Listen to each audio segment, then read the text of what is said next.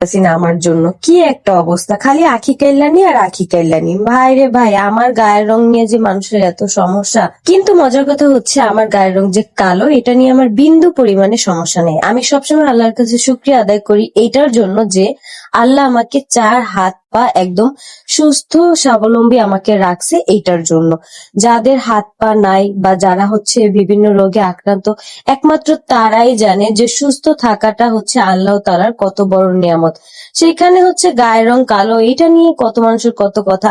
আমি চাইলেই কিন্তু পারি আমার গায়ের রং চেঞ্জ করে ফেলতে, কারণ এখন যে আধুনিক যুগ আসছে, তোমার স্কিন টোন তুমি চাইলে একদম ব্রাইট দুধের মতো সাদা করে ফেলতে পারবা। কিন্তু আমার বিন্দু পরিমাণ ইচ্ছা নাই। যদি আমার ভবিষ্যতে কখনো ইচ্ছা জাগে, অবশ্যই আমি ফর্সা হয়ে দেখায় দিব। আমার ওইটার কোনো ইচ্ছাই নাই। এই যে আমাকে সারাদিন বলে আখি কাইল্লানি আখি কাইল্লানি, এইটা নিয়ে না সত্যি কথা আমার বিন্দু পরিমাণ কোনো কষ্ট লাগে না বা খারাপও লাগে না। যদি অন্য কিছু থাকে সেটা বলতে পারো, তাহলে আমি সেটা দিয়ে হয়তো কষ্ট পেতে পারি, আমি কানতে কানতে আমি বালিশ ভিজায় ফেলতে পারি। কিন্তু এটা নিয়ে বিশ্বাস করো আমার বিন্দু পরিমাণ খারাপ লাগে না।